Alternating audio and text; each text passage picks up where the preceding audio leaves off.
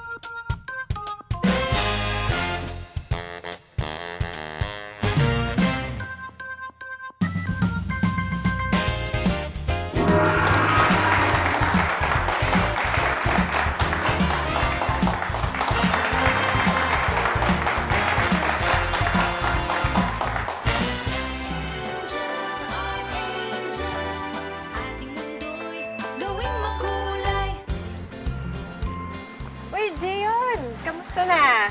Anong dinodrawing mo? Bakit parang dinodrawing mo yung kabayo? Para po sa birthday ng kapatid ko. Kasi po, gusto niya nakamaskara lahat ng mga tao dun sa party niya. Wow, parang costume party ata yan ah. Parang ganun na nga po. Ate Pia, pwede mo ba ang tulungan gumawa ng mga maskara? Siyempre, madali lang yan. Alam mo kung anong maganda gamitin para sa mga maskara? Mga paper plates. Paper plates? Sige po. Ayan, sige tara. Kukumbidahin ko rin yung kaibigan ko, si Lara, kasi mahilig gumawa ng mga maskara yun eh. Tara na po. Mga bata, inimbitahan ko si Ate Lara dahil tutulungan niya tayo sa paggawa ng ating mga paper plate na maskara, yung mga mukhang hayop. Ang mga kakailanganin natin sa paggawa ng maskara ay paper plate, pintura, kartolina, gunting o cutter, pandikit, tape, at lapis. Balik ko pa tayo sa tag-isa tayo ng paper plates. Yung unang step natin sa paggawa ng mask, syempre, di ba kailangan natin ng mata at saka yung butas sa may ilong. Itapat sa mukha ang paper plate. Kapain kung nasaan ang inyong mga mata at ilong. Kumuha ng lapis at markahan ang mga ito. Gian, anong hayop nga palang gusto mong gawin ngayon? Gusto kong gumawa ng maskara ng leon. Sige. Matapos markahan kung nasaan ang inyong mga mata at ilong, iguhit ang hugis nito sa paper plate. Gamit ang cutter, butasin o hiwain ang minarkahang hugis ng mata at hugis U para sa ilong. Teka muna. Tandaan, magpatulong sa mas matanda sa paggamit ng cutter. Burahin ang mga naiwang marka ng lapis sa paper plate. Pagkatapos, pwede na natin gawin ang iba't ibang bahagi ng muka ng ating leon. Sa paggawa ng bibig ng leon, ipatong ang paper plate sa dilaw na kartolina. Gamit ang lapis, sundan ng hugis ng ibabang bahagi ng paper plate. Guhitan ng hugis para magmukha itong isang malaking mata. Para sa buhok ng leon, kumuha ng kulay brown na kartolina. Ito naman, sa taas naman ang susukatin natin. Maliit lang na part, siguro mga ganito lang kalaki. From itong point, hanggang dito lang. Parang bangs lang siya. Oo, bangs. Tama. So parang ito lang trace natin. Pwede na nating simulan yung pagpintura ng maskara. Umpisahan na natin. Pwedeng haluan ng konting tubig ang poster paint bago ito gamitin sa pagpipinta sa buong muka ng paper plate. So, sisiguraduhin rin natin na walang mga naiwanang parte na hindi napinturahan para mas maganda, di ba? Pagkatapos, hintayin matuyo ang pintura sa paper plate. Ngayon, pwede na natin simulan yung paggupit. Gupitin ang iginuhit natin kaninang parang malaking mata. Ito ang magsisilbing bibig ng leon. Teka muna. Tandaan, humingi ng tulong sa mas matanda sa paggamit ng gunting. Kumuha rin ng mas matingkad na kulay ng kartolina, tulad ng orange. Gumuhit ng hugis puso na magsisilbing nguso ng leon at gupitin ito. Kailangan natin ng dila. Kumuha rin ng iba pang kulay ng kartolina tulad ng pink o pula at gumuhit naman ng parang malaking luha. Ibagay ang laki nito sa nagawang nguso at bibig at gupitin ito. Meron na tayong bibig. Ano pa ba yung kulang natin? Buhok. Oo, buhok. Gupitin ang ginawa nating bangs ng leon kanina. Gumupit din ng maninipis na strips ng kartolina para magsilbing buhok ng leon. Pwede kayong gumamit ng kahit anong kulay na gusto ninyo. Kasi pwedeng konti lang, pwedeng 20 lang, pwedeng 50, pwedeng 100. Depende kung gaano nyo gusto kakapal yung itsura ng mane ng So, lion. kung wari, gusto niyo na mabuhok, Oo. talagang mabuhok na leon, damihan niyo na. Gumuhit din ng hugis sa kartolina na magsisilbing ilong ng leon at gupitin ito. Paano naging ilong to? Hindi naman siya mukhang ilong. Ang gawin kasi natin, tutupuin muna natin to. Yan paloob. Paloob, yung gilid, na magiging manipis yung itsura tuloy ng trapezoid natin. So yan, kahit pa paano mukha na siyang ilong.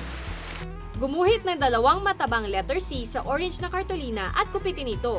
Ito ang magiging tenga ng ating leon. Pag tuyo na siya, pwede nating umpisahang idikit yung mga nagupit natin. Kumuha ng glue o pandikit at isa-isang idikit ang iba't ibang bahagi ng mukha ng leon. Pagkatapos, isa-isa ring idikit ang mga buhok ng leon.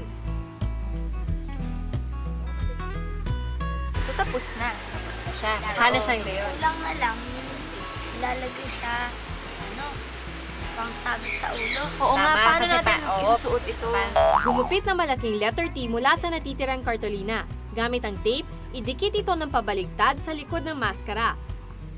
Ayan, kompleto na. Ito yung mga hayop na nagawa natin mula sa ating mga paper plate.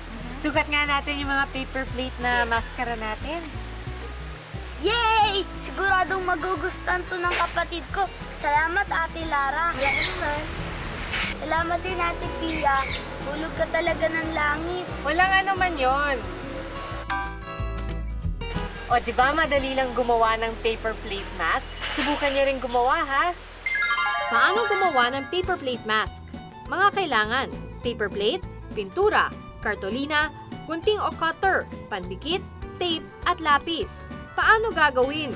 Itapat ang paper plate sa muka, kapain ang inyong mga mata at ilong, markahan ito at butasin. Pinturahan ang buong muka ng paper plate. Kumuha ng iba't ibang kulay ng papel o kartolina at gumupit dito ng bibig, nguso, dila, ilong, tenga at buhok ng leon. O mag-ingat sa paggamit ng gunting o cutter ha. Kapag tuyo na ang paper plate na pininturahan, pwede nang idikit dito ang iba't ibang bahagi ng mukha ng leon. Para maisuot ang maskara, gumupit ng pabaligtad na letter T at idikit ang mga dulo nito sa likuran ng ginawang maskara. Ayan, may paper plate mask ka na. O mga bata, narito na yung mga artwork na pinadala niyo sa amin. Palakpakan naman dyan.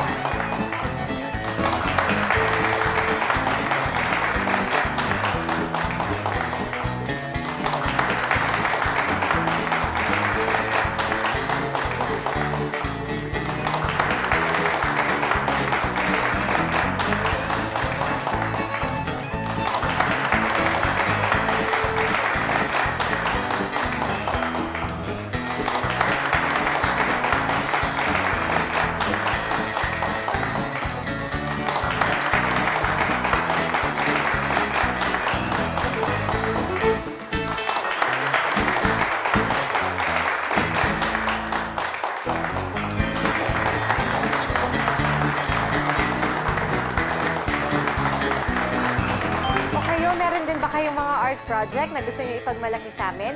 Ipadala nyo lang sa amin dito sa Art Angel, care of GMA7, GMA Network Center, EDSA Corner Timog Avenue, Diliman, Quezon City. Hihintayin ko yung mga padala nyo, ha? O mga bata, magdodrawing naman tayo ngayon ng iba't ibang klaseng hayop. Gamit natin ang makukulay na chalk. Okay, handa na ba kayo? Gusto niyo bang malaman kung paano mag-drawing ng mga hayop gamit ang makulay na chalk? Simulan na natin, ha? Ang kailangan lang natin, syempre, yung makukulay na chalk, Tapos cartolina na iba't ibang kulay para mas maganda, di ba? Mas matingkad, mas magandang tignan. Siyempre, kailangan na natin ng gunting dahil mamaya gugupitin natin yung ating ginawang hayop. Okay? Gawa tayo ng isang mahabang linya na pakurba. Ito yung magiging katawan ng ating crocodile. Tapos, sa ibabaw, lagyan natin ng dalawang maliit na bilog. Ito yung ating mata. Siyempre, kailangan rin natin ng kamay at meron bang crocodile na walang paa, di ba? Ito yung magiging buntot. Ngayon, para talagang mukha siyang kamay at paa, lagyan natin ng bilog, tapos lagyan natin din ng mga guhit-guhit.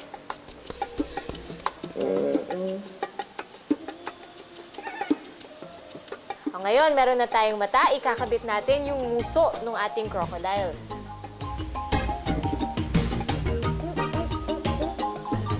Tapos, pwede na nating guhitan yung katawan. Damihan lang natin. Ayan. Mas maraming kulay at mas maraming guhit at disenyo, mas masaya, di ba? So ngayon, medyo mukhang kumpleto na yung katawan. Kaya lang, hindi pa siya masyadong mukhang crocodile. Kasi, hindi pa natin nadodrawing yung hugis ng kanyang katawan sa labas. So, i-outline natin. Gamitin natin yung pink na chalk para kitang-kita. Sige.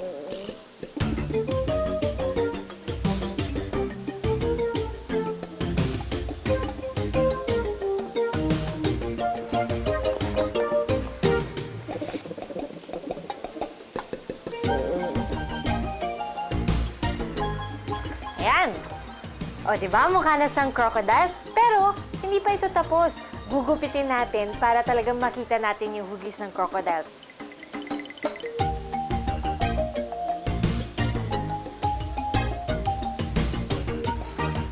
O, ayan, ganito magiging itsura ng ating crocodile pagkatapos natin siyang gupitin. O, di ba? Mukha na talaga siyang kabilang ng mga hayop na makikita natin sa zoo. Pwede rin tayong gumawa ng iba't ibang klaseng hayop. Gumawa rin ako ng isang isda. At para samahan ang crocodile at ang ating isda, gumawa ako ng isang pagong. Subukan niyo rin gumawa, ha?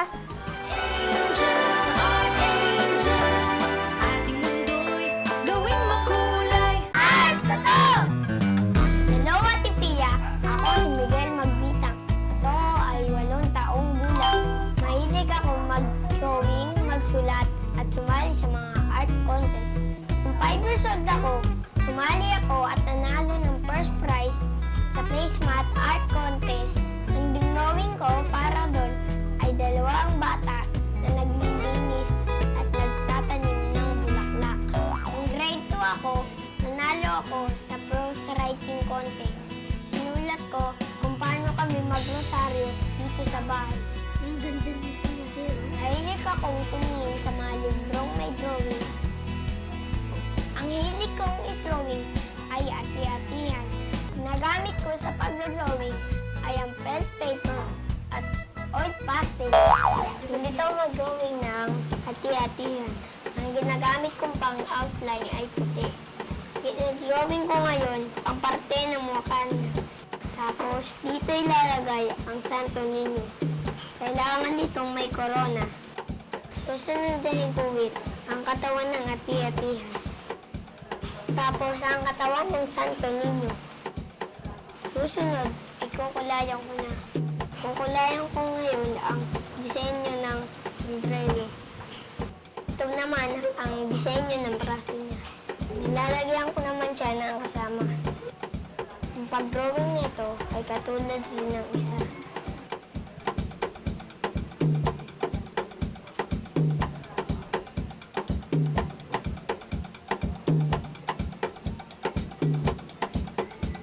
Ako si Miguel Magbitang at art ko to. Gusto niyo rin bang sumali sa art ko to? Itawag niyo lang sa 928-5172 o di kaya sumulat kayo sa amin dito sa Art Angel. Care of GMA 7, GMA Network Center, EDSA Corner T. Mag Avenue sa Diliman, Quezon City. Bibisitahin namin kayo para mag-show and tell. Papakita niyo sa amin yung artwork ninyo at ikukwento niyo sa amin kung paano niyo ito ginawa. Dito sa art ko to, sikat kayo!